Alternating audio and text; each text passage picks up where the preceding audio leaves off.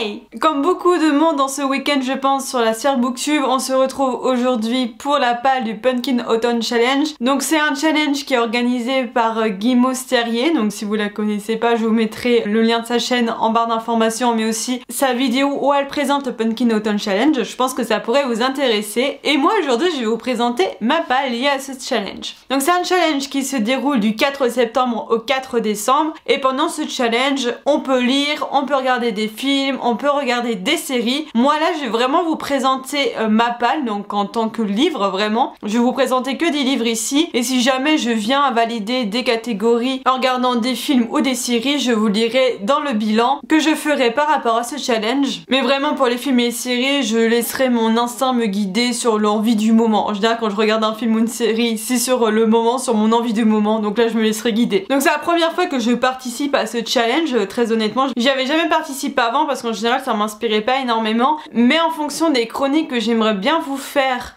pour le mois d'octobre, il y avait pas mal de livres qui rentraient dedans et je me suis laissée inspirer pour remplir les autres catégories, bien que mes priorités pour moi ça sera les livres à lire pour les chroniques du mois d'octobre. Après j'ose vous prévenir que ma palle n'est pas forcément la meilleure en ce qui concerne la thématique de l'automne, très sincèrement, mais voilà, j'ai essayé de mettre quelques livres dans les catégories. Après je sais plus comment on valide ce challenge, mais je vais essayer vraiment de remplir toutes les sous-catégories cette année, que ce soit par un livre ou par un film ou par une série. Franchement pour moi c'est faisable. Donc comme pour le Cold Winter Challenge, il y a des menus, il y a des sous-catégories, et c'est parti pour le premier menu. Si jamais vous me voyez regarder en bas, c'est parce que j'ai mon cahier où j'ai tout noté, hein, parce que sinon je retiens pas comme d'habitude, j'ai une mémoire de poisson rouge. Donc le premier menu est automne frissonnant, et la première sous-catégorie est Ghost Hunt, où les mots-clés étaient exorcisme, chasseur de fantômes, possession, enquête. Et ces mots-clés, ils m'ont inspiré le fantôme de l'opéra de Gaston Leroux. Donc ça c'était vraiment un des livres que je voulais lire pour octobre. Alors ce qui m'a inspiré pour ce livre, c'est chasseur de fantômes et enquête. Ça m'a l'air d'être des mots-clés qui collent à ce livre, en tout cas d'après ce que j'ai pu en comprendre. Il me semble que c'est un fantôme qui hante l'opéra Garnier d'ailleurs il me semble, et on essaye de chercher mais pourquoi ce fantôme est là, ce que j'ai compris. Je pense que ça rentrait dedans. La deuxième sous-catégorie est le portrait du mal, avec les mots-clés... Ah non, c'est pas des mots-clés, c'était une indication. Donc une couverture affiche avec un visage, entre parenthèses sinistre, donc le mieux c'est de trouver avec un visage sinistre. Moi j'ai pas forcément de livre avec de visages sinistres, les thrillers tout ça en général c'est pas mon truc, mais j'ai un livre avec des visages dessus, et qui est le fantôme de Canterville, écrit par Oscar Wilde. Donc là ce sera une relecture pour moi aussi, donc je pense qu'avec le fantôme de l'opéra et le fantôme de Canterville, vous avez compris une des thématiques je pense d'une de mes prochaines chroniques. Donc c'est un livre très court en plus, mais c'est vraiment un livre que j'adore relire, il est vraiment drôle et la fin est sublime. C'est vraiment très court, je crois c'est en 7 chapitres, donc très honnêtement un chapitre par jour, vous l'avez lu celui-là si vous n'êtes pas trop grand lecteur, et honnêtement c'est un petit livre que j'adore. Vraiment j'adore, et sur l'édition que j'ai en moi en tout cas il y a des visages dessus, donc c'est bien, il y en a même 3. La troisième sous-catégorie est des Sakuma Drops au milieu des lucioles, avec bien évidemment, parce que c'est une référence au tombeau des lucioles, comme mots-clés historique, drame, biographie, mémoire, frères et sœurs. Alors moi je me suis dit je vais prendre biographie et historique, et c'est pour ça que j'ai peut-être, alors peut-être pas tout de suite maintenant, mais en tout cas c'est un des projets, ça m'a inspiré un projet de chronique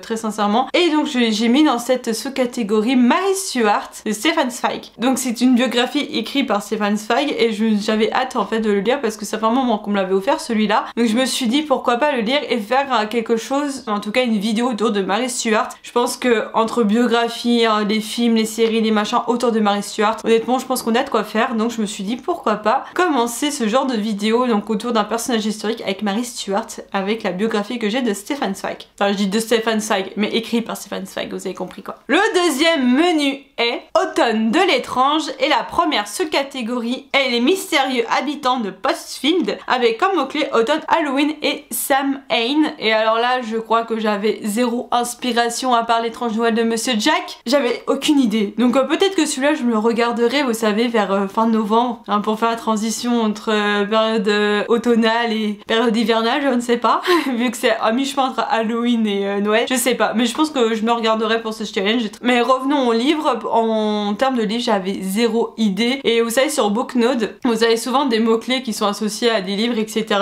et là j'ai trouvé le crime d'Halloween d'Agatha Christie, donc je me dis ça pourrait être bien de lire un livre d'Agatha Christie pour cet automne, hein, puisque c'est quand même une référence en tout cas dans les romans policiers, donc je me dis pourquoi pas le crime d'Halloween, il y a Halloween dedans, donc forcément on est dans le thème quoi. Donc je me suis dit allez pourquoi pas. La deuxième catégorie est la cueillette des champignons avec pour mot-clé forêt, récolte, poison, petit peuple. Et alors là je me suis vraiment inspirée de Petit peuple et forêt pour proposer Le peuple des minuscules de Steve Hogarth. Et alors là c'est pareil, je crois que ce livre là ça fait un moment que je l'ai dans ma palle, je l'ai toujours pas lu, je me suis dit pourquoi pas le ressortir à ce moment là. Très honnêtement je sais pas si je veux le lire maintenant, mais je me suis dit why not. La troisième catégorie est In the Dark I Heroical avec pour mot-clé fantasy, donc plutôt dark fantasy mais moi je retiens que fantasy. Ambivalence, quête, duplicité, pouvoir, obscurité, lumière, destinée et loyauté.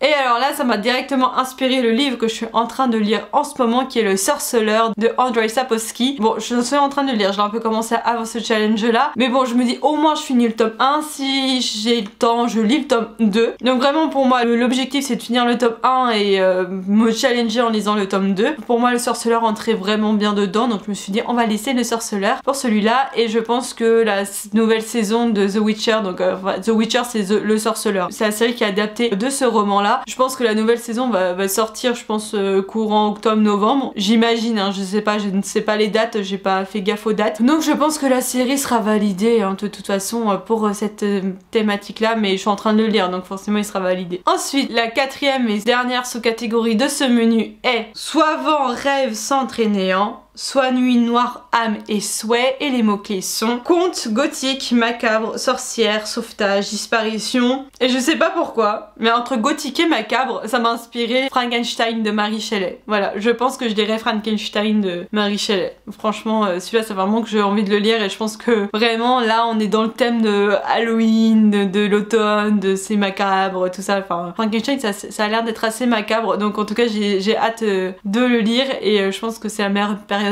pour et l'occasion de le sortir aussi, ça fait un moment qu'il est dans ma palle, donc voilà, donc on verra bien. Le troisième menu est automne, douceur de vivre, et la première sous-catégorie est Deux citrouilles en valent mieux qu'une, donc là il faut lire une duologie, et il y a une duologie qui traîne dans ma palle aussi depuis très longtemps, et en plus c'est hyper court, donc je pense qu'il y a moyen que je le lise ces prochains jours, même si c'est ma priorité, mais comme je serai beaucoup sur les routes, au moins c'est léger à apprendre. Donc c'est la... alors je sais pas le nom de la duologie, mais le tome 1 c'est Si je reste, et le tome 2 Là où j'irai de Gail Forman. Il y avait même un film qui a été fait sur Si je reste mais on n'a pas eu la suite. Bah moi j'avais vu le film et c'est ce qui m'avait donné envie de lire la duologie, donc là je me suis dit pourquoi pas enfin le lire. Donc c'est pour ça que je l'ai mis dans cette catégorie, sachant qu'en plus il y a une histoire de fantôme dedans, donc là j'avais pas pensé forcément à le mettre dans ma chronique autour des histoires de fantômes que je voulais faire, mais il y a peut-être moyen que je le mette finalement. Ah oui, ça peut être une très bonne idée ça. Parce qu'en fait il y a une jeune fille qui meurt et en fait on suit ce qui se passe après sa mort en fait autour de ses proches, puis je crois qu'on apprend aussi un peu son histoire d'avant, enfin bref. C'est ce que je me souviens du film et je sais pas comment c'est fait dans le roman. Donc voilà, donc en tout cas j'avais envie de le lire là. Je me suis dit que ça serait vraiment l'occasion. Nous verrons bien. La deuxième sous-catégorie est la maison Slangsters. Je sais pas comment ça se prononce. Slangsters. Je sais pas comment ça se prononce. Rigolez pas. Et les mots-clés sont humour, livre audio, série audio au podcast. Alors il faut savoir que je suis pas forcément adepte des livres audio, des podcasts et compagnie. J'essaierai d'en trouver au moins des podcasts, peut-être pas des livres audio ou des séries audio, mais au moins un podcast que je pourrais écouter là, enfin, ça serait l'occasion d'en découvrir. Mais pour la catégorie humour, si j'ai le temps, je vais essayer de lire un roman de Gilles Le Gardinier. Pour moi c'est une référence en termes d'humour, en termes de belles histoires, en termes de tout ça, et c'est pour moi c'est vraiment dans les contemporains, un univers dans lequel c'est un peu doudou pour moi en tout cas. Donc là si j'ai le temps je lirai un de ses romans. La troisième sous-catégorie est Il n'y a jamais trop d'épices dans ma pumpkin pie avec pour mots-clés nourriture, enfance, famille, transmission, plaisir non coupable. Et là je savais pas quoi lire non plus et en fait je me suis souvenu que j'avais commencé Les filles au chocolat de Cathy Cassidy et qu'il faudrait que je continue cette série. D'ailleurs il y a une vidéo qui arrive sur cette série là et donc du coup je me suis dit bah pourquoi pas lire Cœur sucré qui est le tome qui arrive après Cœur vanille. Alors je sais pas si c'est le tome 5,5 ou 5, je sais pas quoi mais en tout cas c'est celui qui arrive après Cœur vanille et je me suis dit bah pourquoi pas le lire Cœur sucré. Et en plus je me suis dit pourquoi pas le lire hein, puisqu'en bout d'un moment il faut se lancer à lire la suite, donc nous verrons bien. Mais là encore c'est pas vraiment ma priorité, mais j'ai envie de continuer cette saga aussi, donc nous verrons bien. La quatrième sous-catégorie est Chante-moi une chanson Sassenard, donc là c'est directement une référence à Outlander hein, si vous l'aviez. Je connais pas forcément toutes les autres références hein, je tiens à le dire, mais Guy Mosterrier elle avait vraiment fait une référence pour chaque sous-catégorie, donc c'est pour ça que je vous laisse aller regarder sa vidéo aussi. Donc Chante-moi une chanson Sassenard avec comme mot-clé bien sûr mythes et légende, voyage dans le temps, dépaysement. Et il y a un livre qui parle de voyage dans le temps que ça fait très longtemps que j'ai dans ma palle. Le tome 1, je l'avais acheté quand il était sorti, donc aujourd'hui on a plusieurs tomes, donc j'imagine même pas le temps que je l'ai dans ma palle. Et c'est le tome 1 des Chroniques de Sainte-Marie qui s'appelle Un monde après l'autre et c'est écrit par Jodie Taylor. Il y a des voyages dans le temps. Il faudrait enfin que je commence cette saga, sincèrement. Voilà, il faudrait vraiment que je me lance là-dedans. Il n'y a pas d'autre choix, il faut vraiment que je me lance. Et enfin, le dernier menu s'intitule Automne rayonnant. La première sous-catégorie est We were born naked and the race is drag. Et donc là, les mots-clés sont amour de soi, diversité, inclusivité, LGBTQIA+.